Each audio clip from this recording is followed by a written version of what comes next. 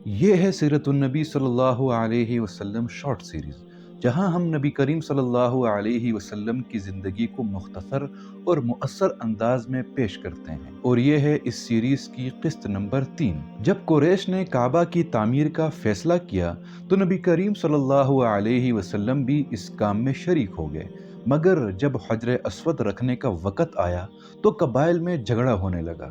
فیصلہ ہوا کہ جو سب سے پہلے مسجد الحرام میں داخل ہوگا وہی فیصلہ کرے گا۔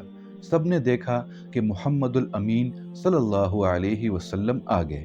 آپ صلی اللہ علیہ وسلم نے حکمت سے فیصلہ فرمایا، چادر بچھائی، سب کو حجر اسود اٹھانے میں شامل کیا اور خود اپنے مبارک ہاتھوں سے اسے نصب کر دیا۔ یوں ہونے والی خون ریزی رک گئی۔ نبی کریم صلی اللہ علیہ وسلم نہ صرف ایک بہترین تاجر اور منصف تھے بلکہ ایک ذمہ دار شوہر اور والد بھی تھے۔ آپ کی 4 بیٹیاں تھیں اور 2 بیٹے بھی، مگر دونوں بچپن میں وفات پا گئے۔ آپ اپنی صاحبزادیوں کے مستقبل کی فکر کرتے اور ان کی تربیت کرتے اور بہترین رشتے منتخب کرتے۔ آپ صلی اللہ علیہ وسلم ہمیشہ دوسروں کی مدد کرتے، یتیموں، بیواؤں، ضرورت مندوں کی دیکھ بھال کرتے۔ قحط سالی میں آپ نے اپنے چچا کے بچوں کی کفالت کی۔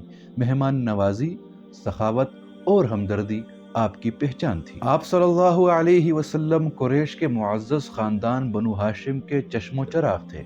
آپ کے چچا عباس، حمزہ، ابو طالب اور ابو لہب آپ کے قریبی رشتہ دار تھے۔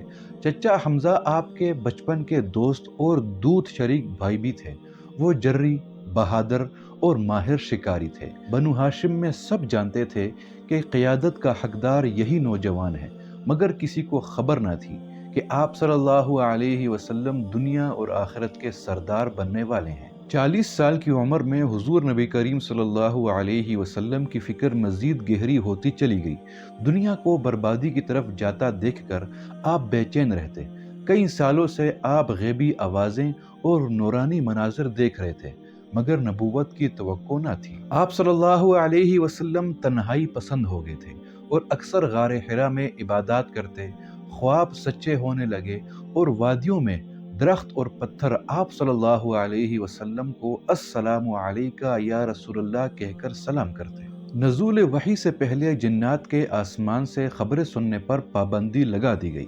جو بھی قریب جانے کی کوشش کرتا، شہاب ثاقب اسے جلا ڈالتا۔